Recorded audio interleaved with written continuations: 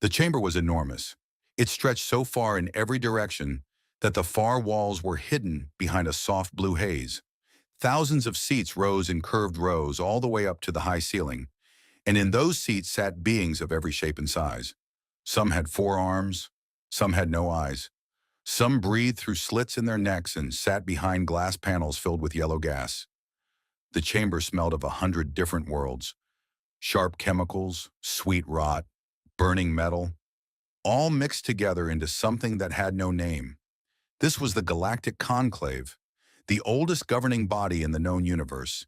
It had been meeting in the same location for over 6,000 years. Wars had been stopped here. Treaties had been signed here. Species had been welcomed here, and species had been expelled here. It was not a perfect place. But it was the only place where 212 civilizations could sit in the same room without killing each other. On this particular day, the mood was not good. At the center of the chamber, on the wide speaker's platform, stood the representative of the Vrethkai Dominion. His name was Grath-Ul, and he called himself Magnificent. He had chosen that title himself years ago and had forced every member of his staff to use it. He was tall, with dark blue skin and a wide chest, and he wore a coat covered in military decorations that he had mostly awarded himself. He stood with his hands behind his back and looked out at the assembled representatives with the calm expression of someone who had already decided how things were going to go. He had come to the conclave with a request. Now he wanted rights to expand his dominion's territory into Sector 7 Omega. It was a large stretch of space.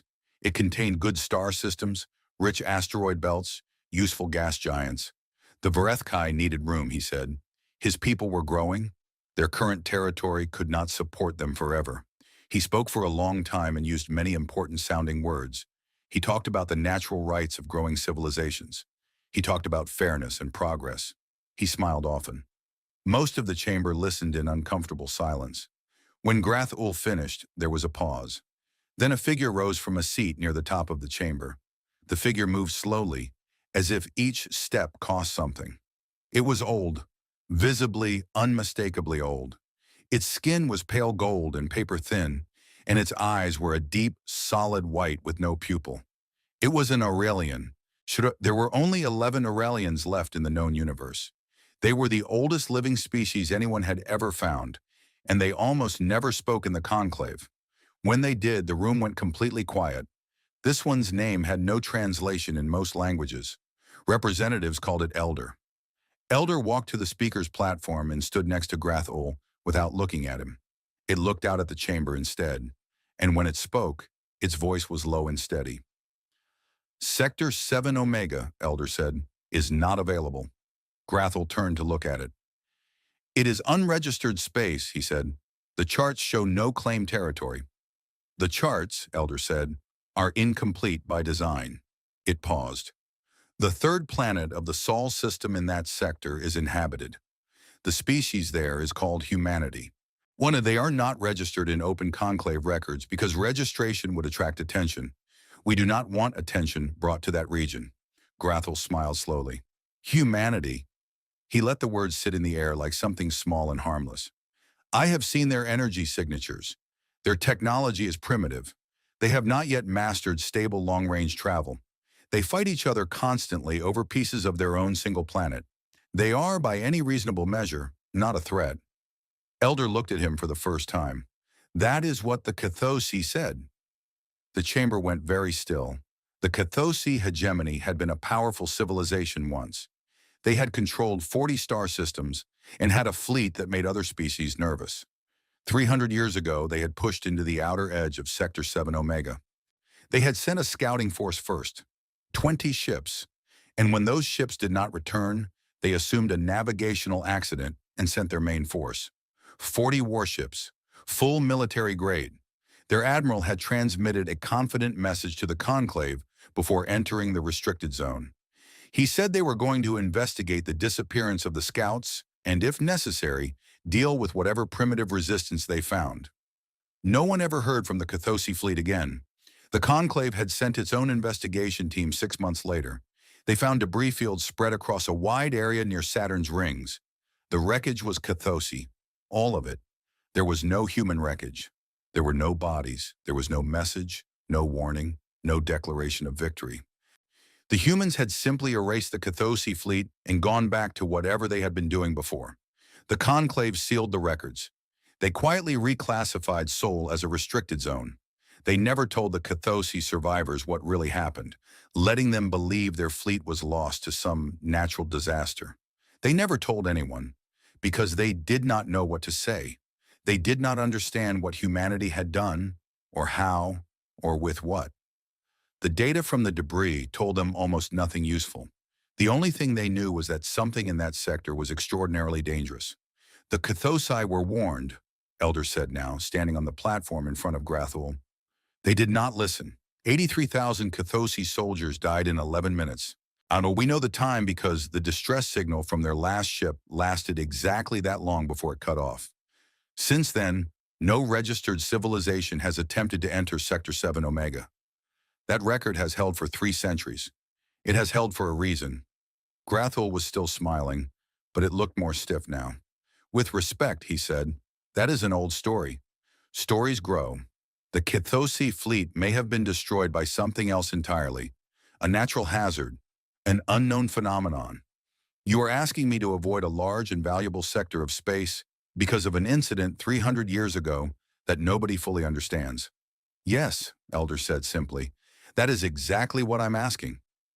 Grathul turned back to the chamber. He spread his hands wide and addressed the other representatives. You see what happens here, he said, his voice loud and easy. The elder species have built a mythology around a patch of space to keep younger civilizations from developing there. They call it dangerous.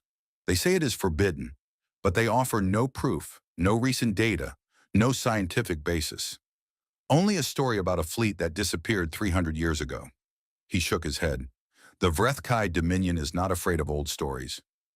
From the upper seats, a few junior representatives shifted uncomfortably. Some of them came from young civilizations that admired the Vrethkai's boldness. Some of them were impressed by Grathul's confidence. Elder did not argue further. It simply turned and walked back to its seat with the same slow, careful steps. Before sitting down, it said one more thing, without raising its voice, without turning around. You have been told. What you do with that is your own choice, but know that you cannot undo it once it is done. The Conclave voted on the Vrethkai expansion request. By the rules of the Chamber, the Conclave could only advise, not force. Grathul knew this. He had read the charter carefully before coming. The advisory vote against expansion passed easily. 164 votes against, with many abstentions from species too frightened to be seen opposing the Vrethkai directly. But an advisory was not a law. Grathul accepted the vote with a gracious nod and announced that the Vrethkai Dominion respected the Conclave's opinion and would, of course, take it under deep consideration. Everyone in the room knew what that meant. 2 weeks later, the Vrethkai Dominion formally announced the Grand Reclamation Fleet. It was the largest military force the Dominion had ever assembled. 12,000 warships, over 4 million crew members. They had been building toward this for years, not just for Sector 7 Omega, but for the general expansion that Grathul had always planned. Sector 7 Omega was simply the next step.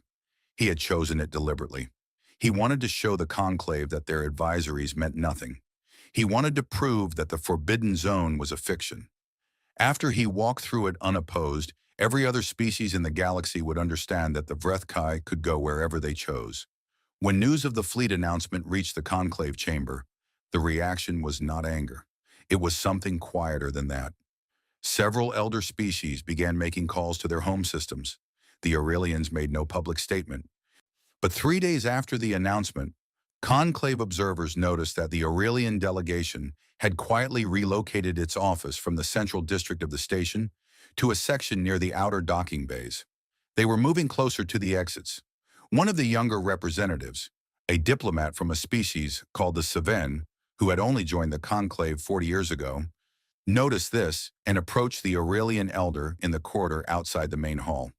The Savan diplomat was curious and not yet old enough to understand that some questions were better left unasked. Elder, she said, why are you moving your office? Do you truly believe the Vrethkai fleet is in danger? Elder stopped walking. It considered the question for a moment. The Vrethkai believe they are going to conquer a primitive world, it said. None, they have looked at humanity's visible technology and decided it is weak. They have looked at humanity's size and decided it is small. They have read the surface of the situation and decided they understand it. It began walking again. Humanity has been watching the galaxy for a very long time. They have watched every war. They have watched how every fleet fights. They have watched what weapons work and what weapons fail. They have been completely silent the entire time. It paused at the door to the docking bay corridor. A species that says nothing for centuries is not a species that has nothing to say. It is a species that is waiting for the right moment. It looked back at the Saban diplomat one last time. When that moment comes, I do not want to be nearby. The door slid closed behind it. In the main chamber, Han Grathel was giving another speech. He was talking about destiny and greatness, and the courage to move where others feared. He used the word magnificent 3 times in reference to himself. The chamber listened. Some applauded. In the quiet corridor outside, the Aurelians kept packing. Far away at the very edge of the solar system, in the cold dark between the stars, something woke up. It was not dramatic. There was no sound. There was no light. A small automated station, buried inside a rock the size of a house, received a routine check-in signal from Earth. It processed the signal. It ran a sweep of the surrounding space. Its sensors registered something new, a faint trace of compressed drive signatures at extreme range, moving in a direction they should not have been moving. The station logged the data. It flagged it as priority. It sent a tight beam pulse inward, toward the sun, toward the small blue world third from it. The pulse said, "They are coming." On that blue world, in a building that did not appear on any public map, a light turned on in a room deep underground. A woman sitting at a desk looked at the readout on her screen. She read it carefully. She set down her coffee. She picked up a communications device and entered a code that had not been entered in a very long time. She did not look afraid. She looked like someone who had been expecting this for years. The year was 2387, and Earth looked almost the same as it always had from space. Almost. If you looked carefully at the night side of the planet, you could see that the lights were different. Cities still glowed in their familiar patterns. But there were new clusters now. Structured, grid-like arrangements that did not follow coastlines or rivers or the old paths of human civilization. These were the industrial zones, the manufacturing rings, the quiet engines of a species that had spent 3.5 centuries building things it hoped never to use. The moon had a gray smear near its southern pole, a base that housed 40,000 people and equipment that officially did not exist. Mars was green in 3 small valleys where atmospheric processors had been running for 80 years, and under its red surface there were tunnels that stretched for hundreds of kilometers, filled with machines and soldiers and enough stored material to fight a war for a decade without resupply from Earth. Europa had a city under its ice. Titan had a city under its sand. Every major moon in the solar system had something human inside it, and most of those things were not on any map that had ever been shared with the outside universe. Humanity had discovered quite early in its observation of the galaxy that the universe was not kind to the naive. The moment humanity had built its first functional deep space antenna, back in 2089, it had started listening. What it heard in the first 50 years of listening was enough to completely change the direction of human civilization. They heard war, they heard conquest, they heard species begging for mercy and other species ignoring those pleas. They heard the galactic conclave discuss, in polished diplomatic language, the acceptable losses involved in containing a plague on a populated world. They heard the Vrethkai, young and aggressive even then, celebrating the destruction of a species called the Mavari, who had simply been in the way of their expansion. The leaders of Earth had sat with all of this information and made a decision that was very hard but very clear. Humanity would not announce itself. It would not join the conclave. It would not wave at the galaxy and say hello and hope for the best. Instead, it would watch and learn and build and wait. It would become very strong, very quietly. And if the day came when the galaxy brought its violence to humanity's door, humanity would be ready. This plan had a name. It was called the Quiet Protocol. Under the Quiet Protocol, humanity's energy signatures were carefully managed. Their communications were tightly encrypted and deliberately scattered to look like background noise. Their off-world structures were built deep underground or inside existing natural formations. Their ships, and they had many ships, ran in electronic silence during any operation that took them near the outer solar system.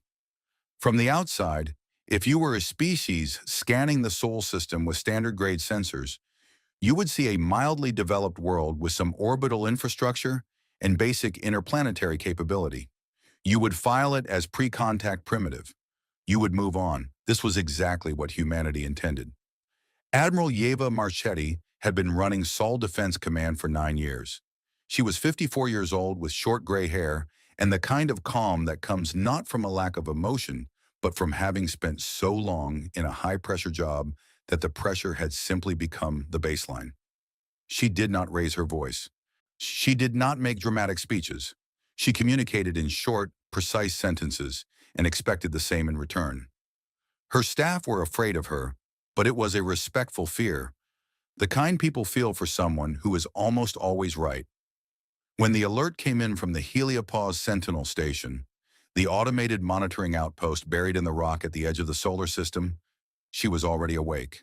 She had been awake for 18 hours because 2 days earlier, a different monitoring station, this one in the Oort cloud, had picked up unusual drive trail traces. She had flagged it then. She had begun quiet preparations then. She had not told the civilian government yet because there was nothing confirmed to tell.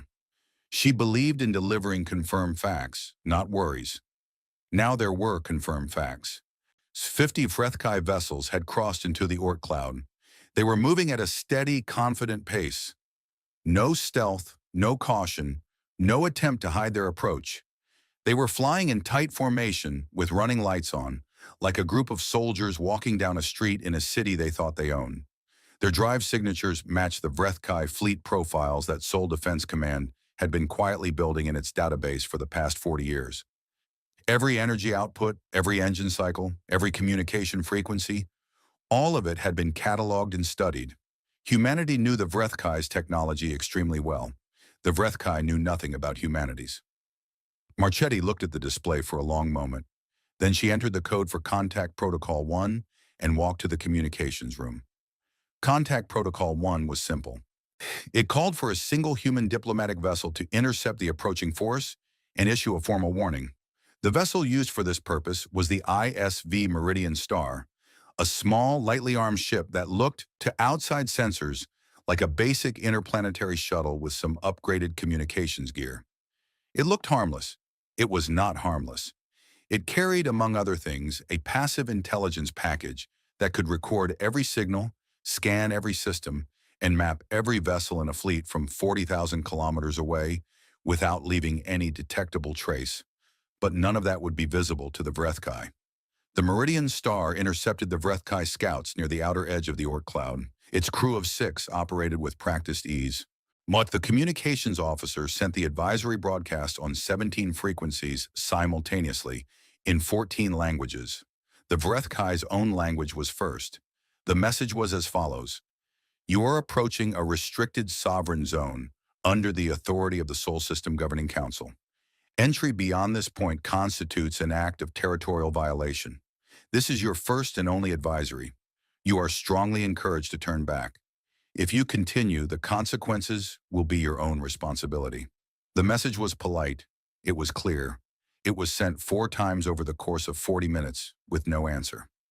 Then a reply came. Grathol's voice filled the Meridian Star's communications room. He sounded amused. "Primitive vessel," he said.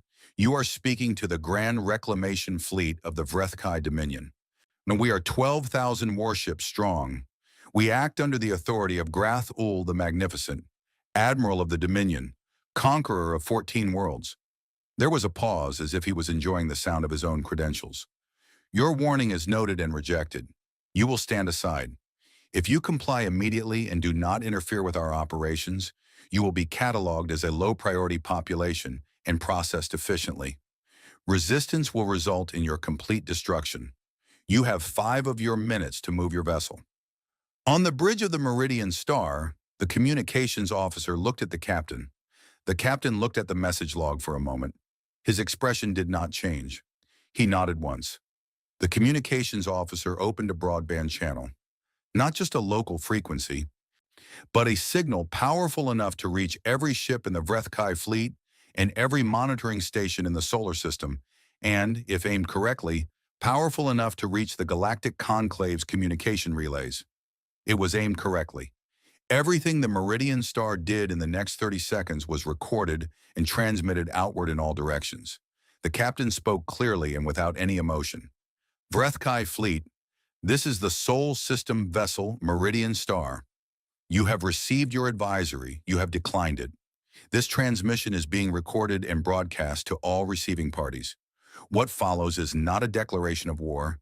It is not aggression. It is not a threat. It is a statement of consequence.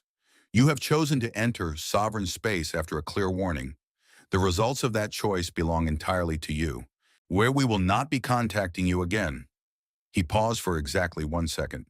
You were warned. The Galactic Conclave received the transmission 14 minutes later, delayed by the distance the signal had to travel. When it arrived, the main chamber was in the middle of a routine agricultural dispute between two mid-tier species. The dispute stopped immediately. Representatives from a dozen different civilizations pulled up the transmission and played it twice. Some of them recognized the broadband signature. It was enormous, far more powerful than a basic diplomatic vessel should have been able to generate. The signal clarity was perfect. The encoding was layered with a level of technical sophistication that did not match the apparent capabilities of the vessel it had come from. In the Aurelian section of the station, an elder was already standing when an aide brought the message. It listened. It said nothing. It turned to its small group of staff and said simply, "Accelerate the packing. We leave within the hour." In the conclave chamber, a mid-tier diplomat from a species called the Rathian stood up and asked loudly whether anyone should attempt to contact the Vrethkai fleet and urged them to stop. Several other representatives agreed this was a good idea. A response team was assembled. Messages were sent. None of them reached the Vrethkai fleet in time to matter. Back in the Oort cloud, the Meridian Star turned around. Its pilot executed a clean, unhurried course back toward the inner system. No speed, no panic.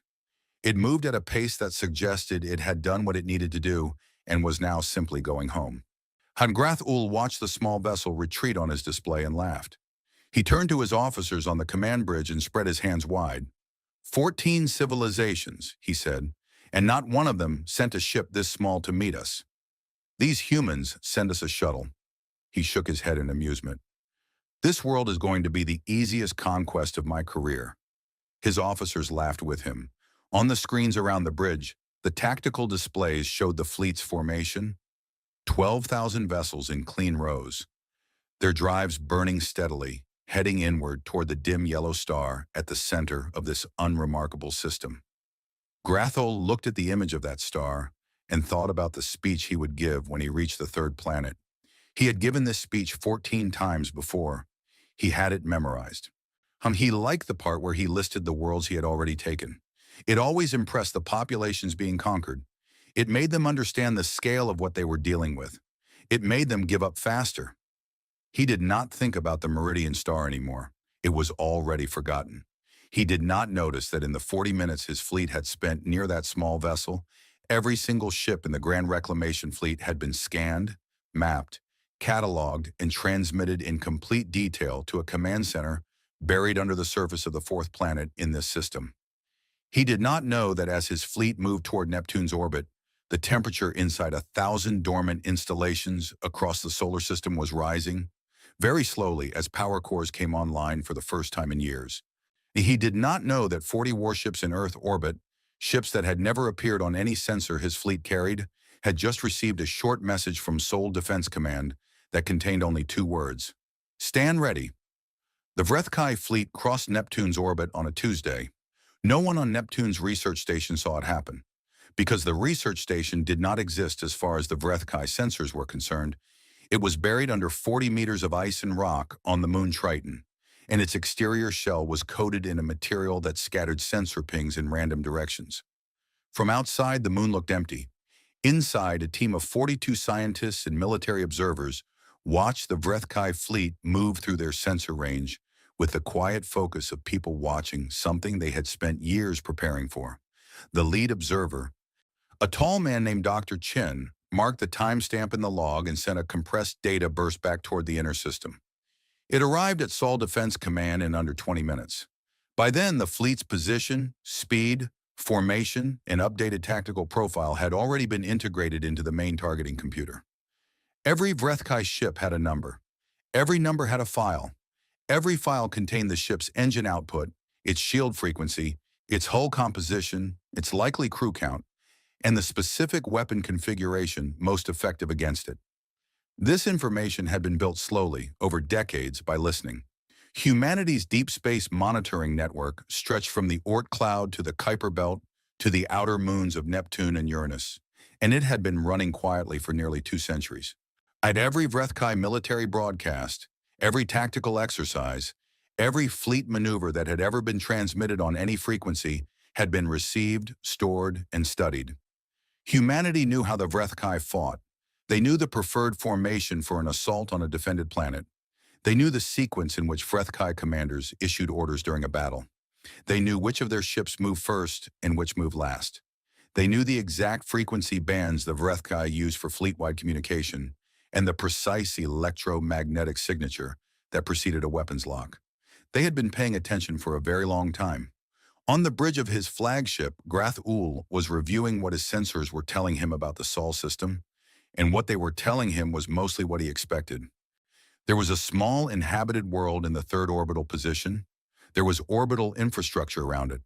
Satellites, some kind of station, a few vessels in low orbit. There was activity on the fourth planet and on several moons. But the energy signatures were low-grade and consistent with early-stage colonization. There was asteroid mining activity in the belt between the fourth and fifth planets. The fifth planet was a gas giant, useful for fuel processing, nothing more. Everything looked small, everything looked manageable, but his sensor officer, Veth Ka, was frowning.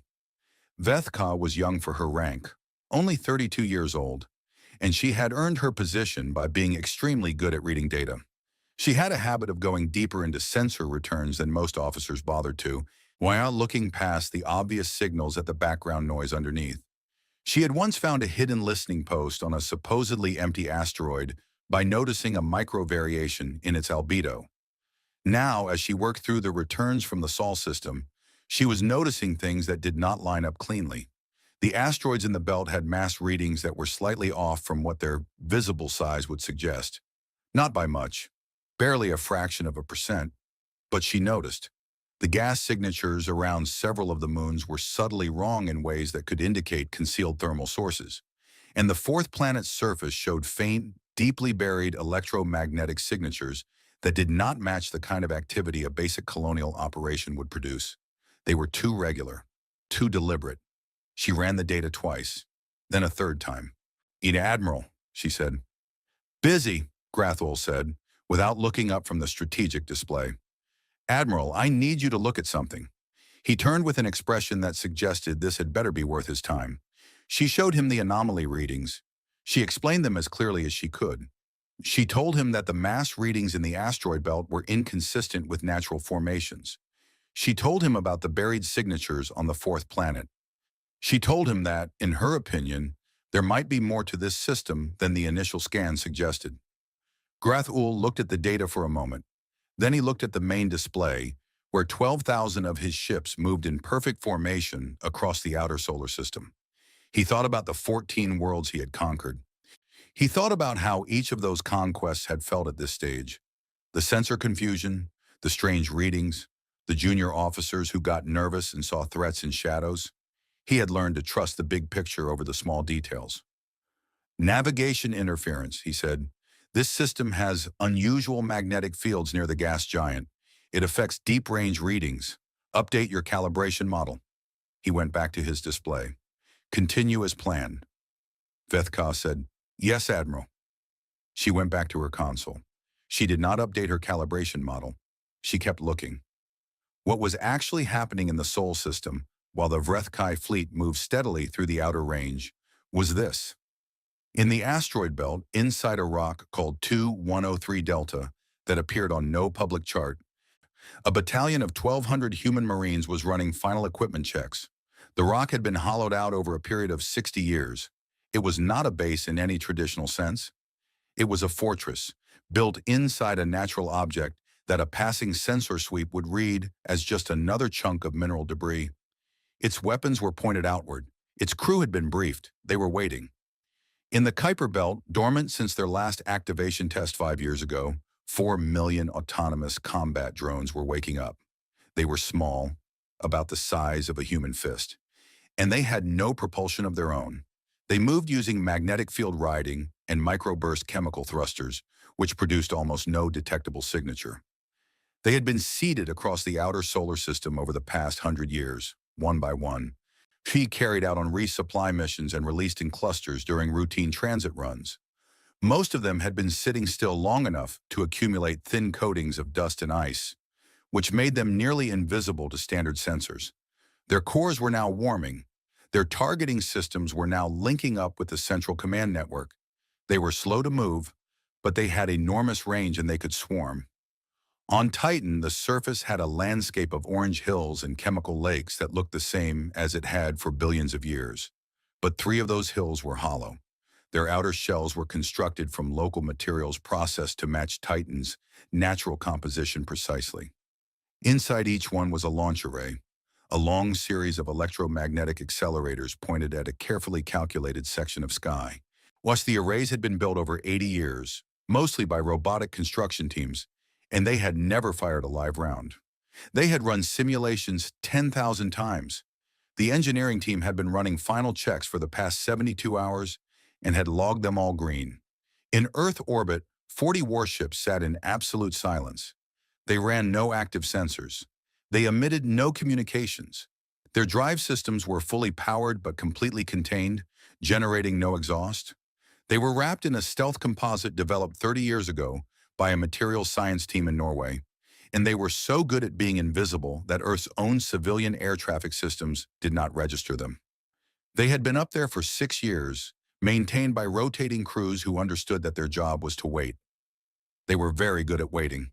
More deep under the surface of Mars, in a complex so large that the corridors required electric transport to navigate efficiently, Admiral Marchetti stood in the war room and looked at the most complete tactical display she had ever seen in a real operational context. It covered an entire wall, 12 meters wide, 3 meters tall, and it showed every object of interest in the solar system in real time, updated every 4 seconds by the monitoring network. Every Vrethkai ship was tagged in red. Every human asset was tagged in blue. There were a lot of blue tags. She was standing with 12 other admirals, the full Seoul Defense Council. They were drinking coffee and talking in low voices. Some of them looked tense. Marchetti did not look tense.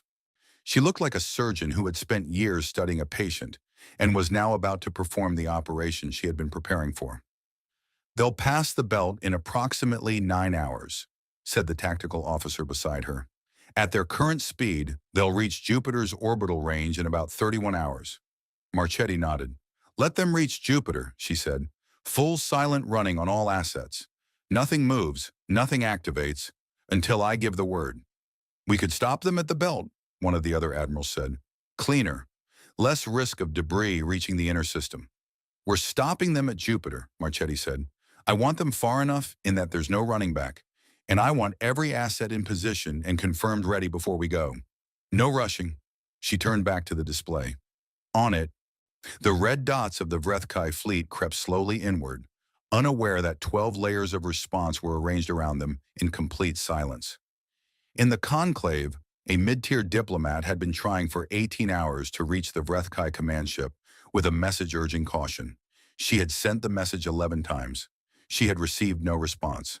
She was now standing in the corridor outside the Aurelian section of the station, trying to find Elder, because she had the unsettling feeling that she was missing something important, and Elder would know what it was. She found Elder in the docking bay, already aboard a small transport vessel, staff moving efficiently around it. The bay smelled of fuel and cold metal. "Elder," she said, "can you tell me something? Why are the humans doing nothing? The Vrethkai fleet is passing Neptune. Why hasn't there been any response? No military movement, no communications, nothing. Is it possible the humans actually can't respond? Is it possible they really are as primitive as the Vrethkai believe? Elder looked at her from the top of the boarding ramp. It was quiet for a moment. Have you ever watched a very large, very patient animal wait for prey? It said. She hesitated. Yes. When the prey is close enough, Elder said, and the moment is right, the animal does not growl first. It does not give a warning. It simply acts. The waiting is not weakness. The silence is not absence. It stepped back onto the ramp. The humans have not responded because they are not reacting. They have been ready for this moment for a very long time.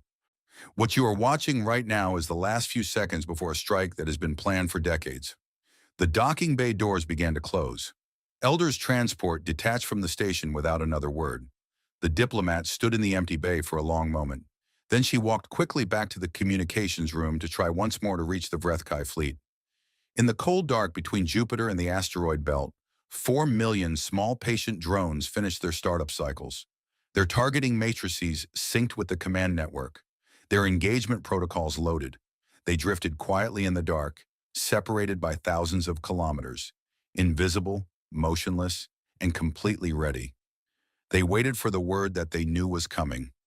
Everything waited. Grathul had given his conquest speech 14 times. He knew it the way a performer knows a song they have played for years. Not just the words, but the rhythm of it, the pauses, the moments where he let the silence stretch before saying the next thing. He had refined it over the years. The early version had been too long. The current version was exactly 22 minutes, and it covered his credentials, the history of the Vrethkai Dominion, a brief summary of the 14 worlds already under his authority, and a clear explanation of what the people of the target world could expect if they cooperated versus if they did not. It ended with the phrase that he had come to think of as his signature line: "The galaxy bends to those with the will to shape it." He was 14 minutes into the speech when the lights went out. Not on his flagship, not in any physical sense. The lights went out in the electromagnetic sense. Every single piece of active sensor equipment on his command ship suddenly stopped receiving useful data and began receiving noise. Not jamming exactly. It was more like every frequency his sensors used had been filled with a carefully generated static that was just real-looking enough to be confusing. His crew spent the first 30 seconds trying to recalibrate. They spent the next 30 seconds realizing the recalibration was not working. In that single minute, every command officer on the flagship went from confident to deeply uncertain. Then Vethka's voice came over the internal channel, and it was not the voice of someone reporting routine data. It was the voice of someone who had spent the last 31 hours telling herself she was wrong and had just found out she was right. "Admiral," she said, "they're here." On the main display, the one that was still working, barely, with degraded resolution, shapes were appearing, not from one direction, from all directions, from the asteroids, from the moons, from the dark space between objects where there should have been nothing at all. Large shapes and medium shapes and tens of thousands of small shapes, all moving inward simultaneously in a geometry that made it immediately obvious to anyone with tactical training that this was not a reactive response. This was a prepared one. Every vector was too precise. Every approach angle was too perfectly coordinated. This had been planned with exact knowledge of where every Vrethkai ship would be at this moment. Grathul stepped toward the display. The speech was forgotten. It would never be finished. "Oh, how many?" he asked. Vethka's hands were moving fast across her console. "I can't get a clean count. The small objects, they're in the millions. The large, I'm reading at least 40 capital class. There are structures in the asteroid belt that weren't there before, or," she paused, "they were always there. We just couldn't see them." She looked up. Her face was a color Vrethkai faces did not normally go. "Admiral, they've been hiding. Everything we saw coming in, everything that looked empty, it wasn't." He had not even finished processing that when the first strike came. It did not come as a wave. It did not come with any buildup or warning signal. One moment the Vrethkai destroyer VKS Harith was moving in formation at the fleet's left flank, and the next moment it was not there anymore. And there was a brief flash, Not a bright one, just a quick pulse of light. And then the Harith was debris. The strike had been so fast and so precise that the ship next to it barely had time to register the event before the same thing happened to it. And then it happened to the ship next to that one, not one at a time. Within the first 40 seconds of the engagement, 60 Vrethkai ships were destroyed. They were not destroyed in clusters or in lines. They were picked off individually, each one targeted by a different weapon system from a different direction, as though 12,000 separate marksmen had each been assigned a single target and told to fire simultaneously. The precision was not the precision of overwhelming firepower.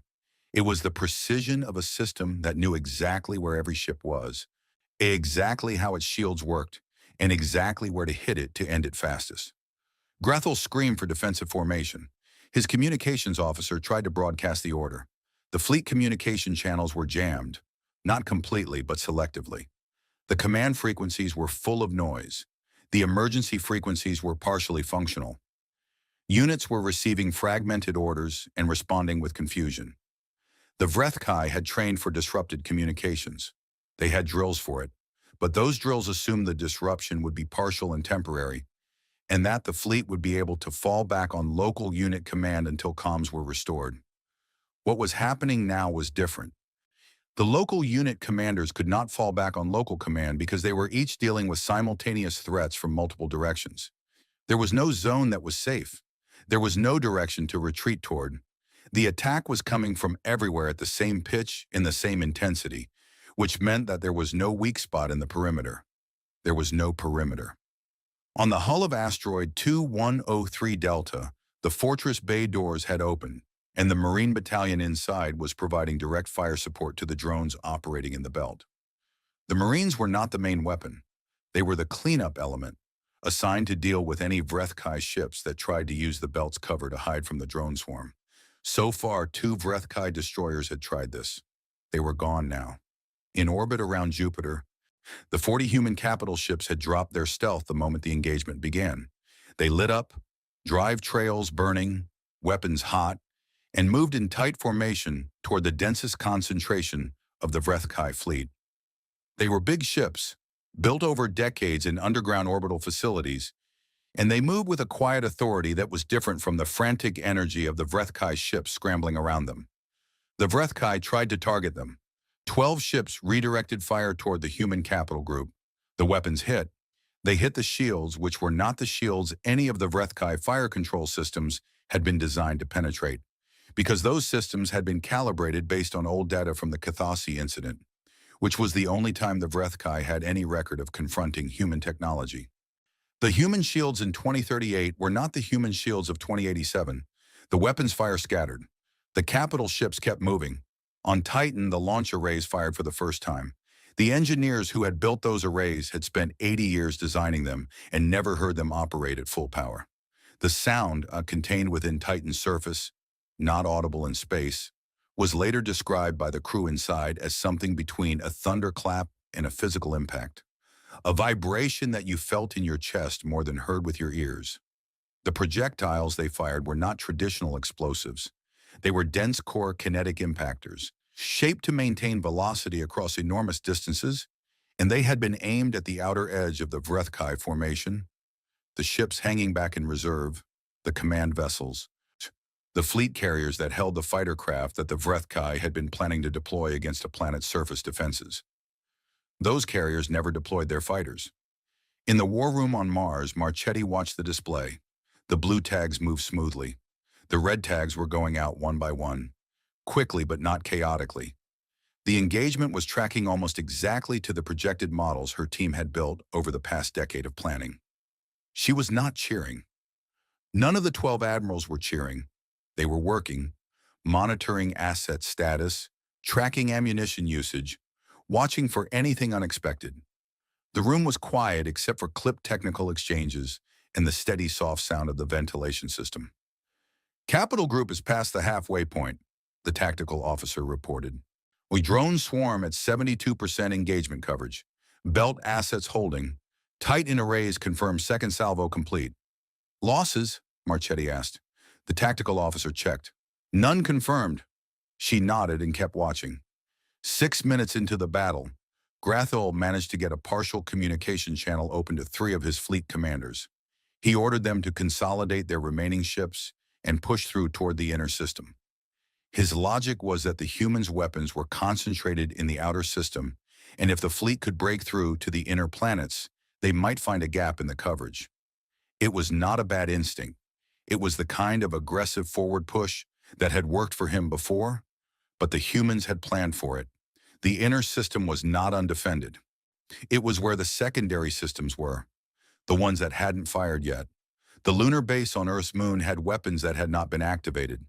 The orbital defense network around Earth itself, which looked like a satellite constellation to anyone scanning from outside, was something very different up close. And the 40 capital ships were not following the Vrethkai ships trying to push inward. They were moving to cut them off. Of the 1,200 ships that attempted the inner system push, 316 made it past Jupiter's orbital range. They did not make it significantly further. At the 9-minute mark, Grath-Ul's flagship took its first hit. It was not destroyed. The strike was precise and intentional, targeting the drive assembly specifically, disabling the ship's ability to maneuver without destroying it outright. He understood immediately that it was deliberate. They were not killing him yet. They were trapping him. A communication came through on a frequency his team had not been using. A clean, clear signal that cut through all the noise. Grath-Ul. Admiral Marchetti's voice was calm and unhurried. You have approximately 2 minutes before we complete the engagement with your remaining mobile vessels. At that point, your flagship will be the only functional Vrethkai ship in this system. I am giving you those 2 minutes to make whatever recordings or transmissions you feel are necessary. A pause. You were warned. The channel closed. Grathol stood on his bridge and looked at his display. The red tags, his ships, his fleet, 4 million people he had commanded, were going dark in clusters now. Not because the battle had accelerated, but because there were fewer and fewer left to track. The display that had shown 12,000 vessels in clean formation an hour ago now showed hundreds, then fewer than 100. The numbers dropped with a cold, metronomic regularity that was worse than chaos would have been. Chaos would have meant randomness. This meant that every death was chosen, targeted, deliberate. He tried to open a conclave channel. He got through. He was screaming by then, not the loud, confident voice that filled chambers and gave speeches. Something smaller. Help us, he said. Conclave intervention. We are being destroyed. 12,000 ships. All of them. Send help. The conclave chamber received the signal. What representatives watched on their screens. No one moved to intervene. Some of them looked away.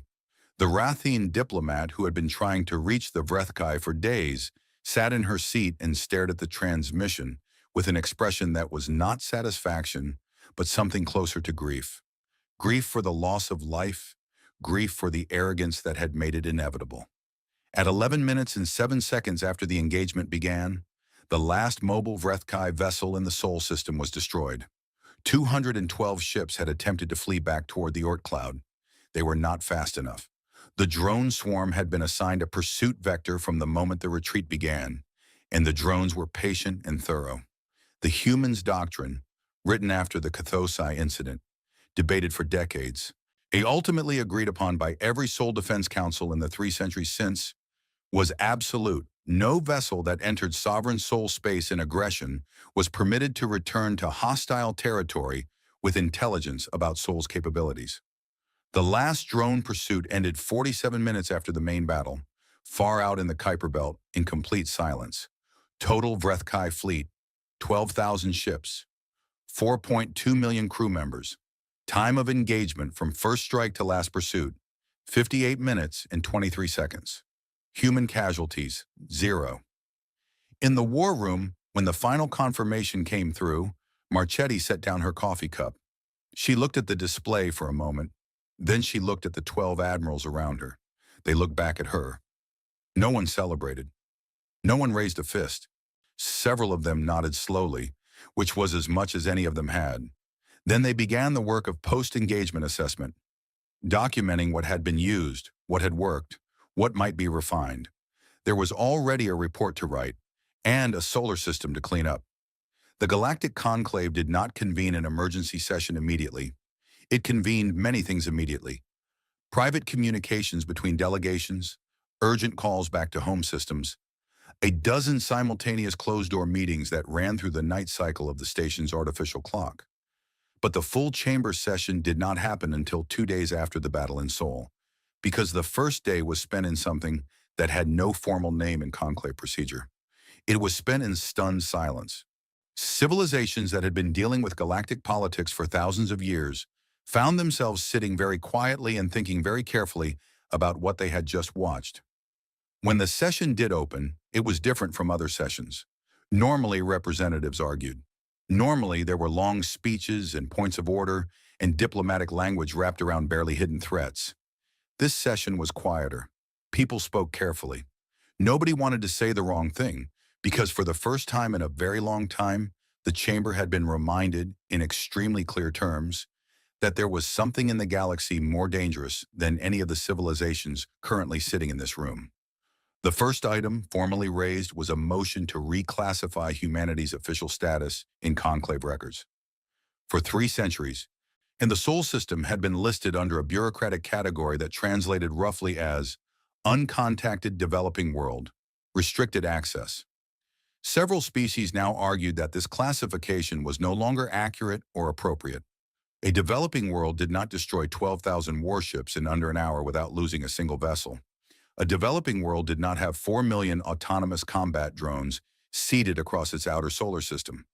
A developing world did not run a centuries-long silent intelligence operation against every major military power in the galaxy. The motion to reclassify humanity as a sovereign power, a full, independent, recognized civilization with the same formal standing as any of the elder species, passed unanimously. It passed in 11 minutes, which was the fastest vote on any major motion in conclave history by a margin of several hours. There was one abstention.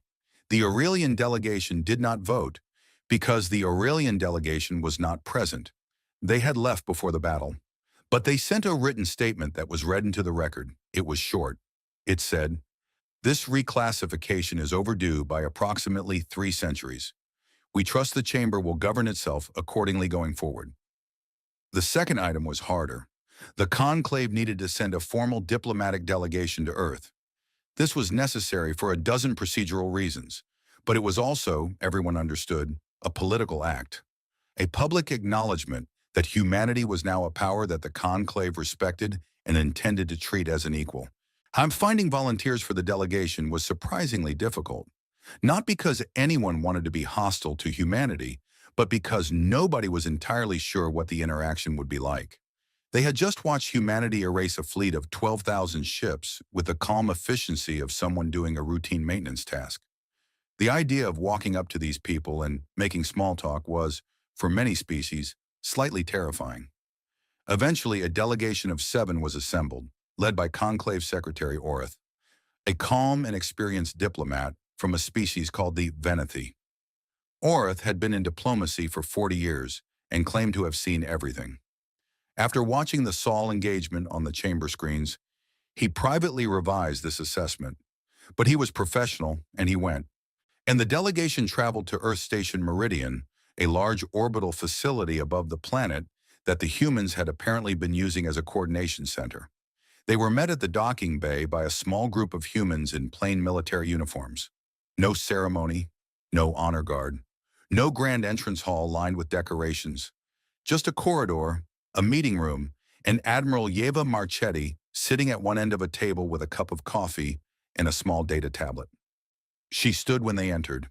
She shook hands with each of them, a human contact greeting that most of the delegation had read about but never experienced. Her grip was firm. Her expression was professional and not unfriendly. She gestured for them to sit. Orith had prepared remarks. He delivered them carefully.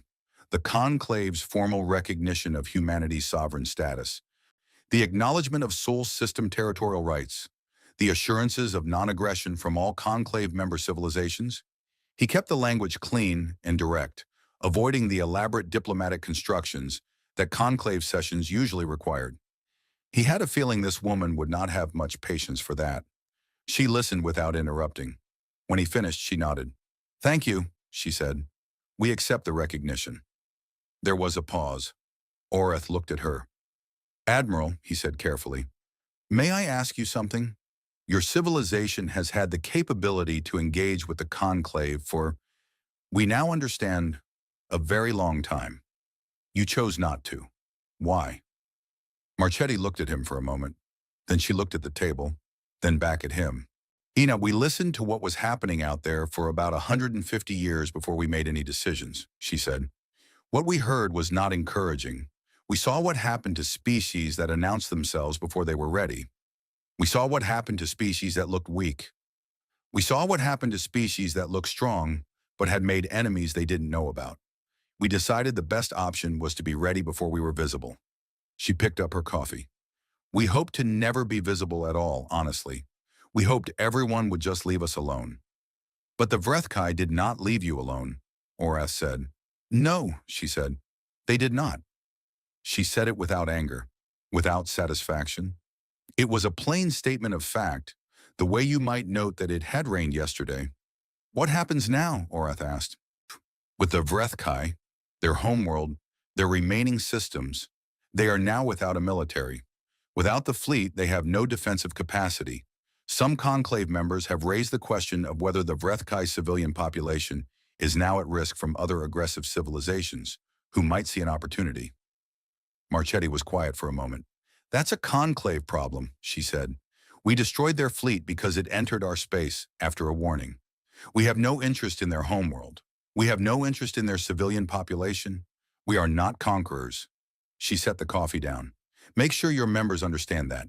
We acted in defense of sovereign territory. That's the beginning and end of it. Orath nodded slowly. He believed her. He was not sure whether that made it better or more frightening. But he believed her. After the delegation left, Marchetti sat alone in the meeting room for a few minutes. Outside the room's viewport, the curve of the earth was visible, brown and blue and white, clouds moving in slow spirals over the ocean. She had spent most of her career underground, in war rooms on Mars and in bunkers on Earth, and she did not often have reason to be in orbital stations. She looked at the planet for a while. Then she picked up her tablet and went back to work. Far from the Sol system, in a part of the galaxy that the Vrethkai had once called home territory, a young woman named Scylla sat in a small apartment in a city on the Vrethkai homeworld. She was 19 years old. She worked in a fabric manufacturing shop during the day and studied engineering in the evenings. She had known in a distant way that her government was sending a fleet somewhere. The news channels had talked about it as a great expansion, a historic moment, a demonstration of Vrethkai power. The news channels had stopped talking about it 11 days ago. There had been no official announcement from the government. There had been no update, no statement, no confirmation of anything. Just silence, and then slowly the kind of quiet information leak that governments cannot fully suppress. Rumors at first, then whispered numbers, then a gradual collective understanding settling over the population like a cold fog. The fleet was gone. All of it. 4 million people were not coming home. Scylla's older brother had been on one of those ships. She had not cried yet. She was not sure she had fully understood it yet. She sat at her kitchen table with a small portable screen in front of her, and on that screen she had found a recording, one of the last transmissions from the fleet, picked up by a monitoring satellite and circulated quietly through restricted data channels until it found its way to the general public. It was the transmission from the human vessel Meridian Star, the one that had gone out on broadband before the fleet reached the inner system. She had listened to it 3 times. She listened to the calm voice of the human captain. She listened to the words. She listened to the final phrase, "You were warned." She sat with it for a long time. She thought about her brother, who had laughed at the dinner table 2 months ago and called this expedition an easy victory, and said he would be home by the end of the season. She thought about the 14 worlds the Vrethkai had already conquered, the populations that lived under Vrethkai authority now, the way her civilization had always talked about expansion as natural and right and necessary. She thought about the moment when the fleet commander had received a warning from a small ship and laughed. She looked out her window at the night sky. The stars looked the same as they always had, distant and cold and very, very numerous. She had grown up thinking of them as places to go, future territory, future resources, future glory for her people. Now they looked different. Now there was a star out there, one of those tiny lights that had a planet around it where something lived. Something that had watched the galaxy for centuries without speaking. Something that had built defenses so thorough that 12,000 warships had not been enough to even scratch them. Something that had been warned and then waited patiently for the warning to be refused, and then acted with a speed and completeness that left no room for doubt about what it was capable of. She did not know which star it was. That was, she understood slowly, exactly the point. In the conclave station, Elder returned 2 weeks after the battle. It came back quietly as it did everything. No announcement, no ceremony, just a transport docking and a small group of pale gold figures moving through the corridor to their offices, which had been moved back from the docking bay to the central district again. A junior Aurelian aide asked Elder whether it was surprised by what had happened. Whether it had expected the battle to end so completely and so quickly. Elder considered this. No, it said. I was not surprised. I was watching what I expected to watch. When did you first realize humanity was this powerful? The aide asked. I did not realize it, Elder said. I suspected it when I first read the records of the Cathosi incident 300 years ago.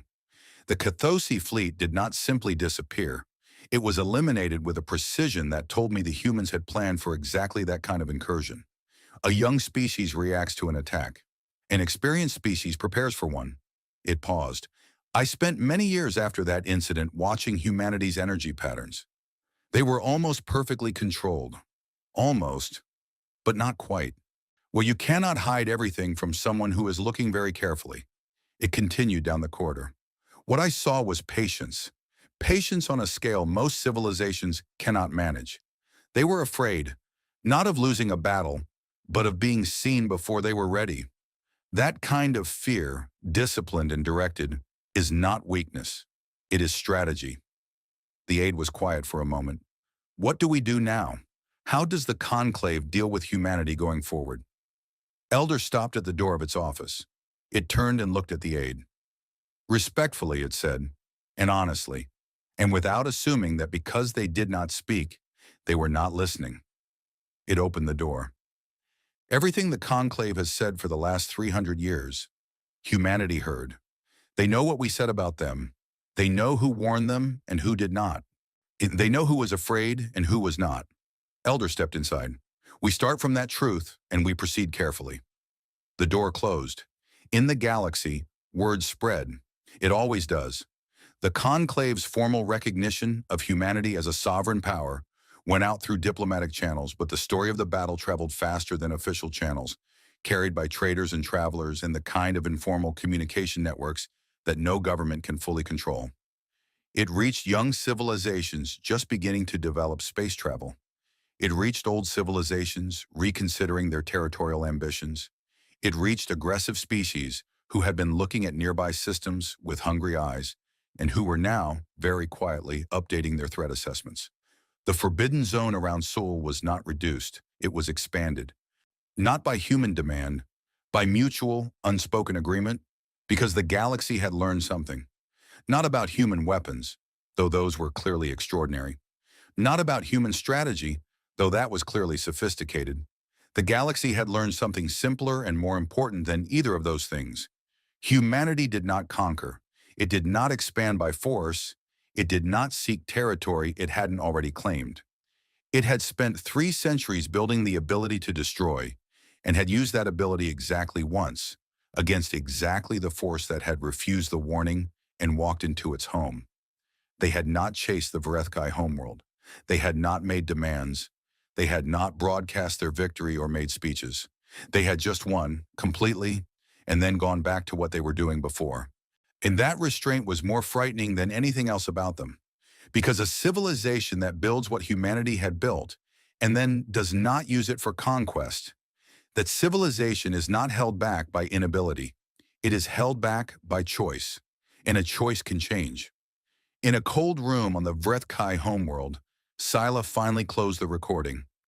She sat in the silence for a long time. Then she went to bed. She did not sleep for a while. She lay in the dark and thought about how her world had always told her that strength meant taking, that power meant pushing, that greatness meant being the thing others feared. She had believed this. Almost everyone she knew believed it. It was the story of her civilization. But there was another story, a different kind of strength, the kind that waited and prepared and said nothing. Fun, and when the moment came, did not roar or celebrate or demand glory, just acted, just finished it, and then went home. She stared at the ceiling, somewhere out there, past the stars she could not see through the roof of her apartment, past the systems and the void and the cold. Dark between everything, there was a small blue world with a yellow sun that had watched the galaxy for 300 years and said nothing. And when it finally spoke, the only word it needed was three. You were warned.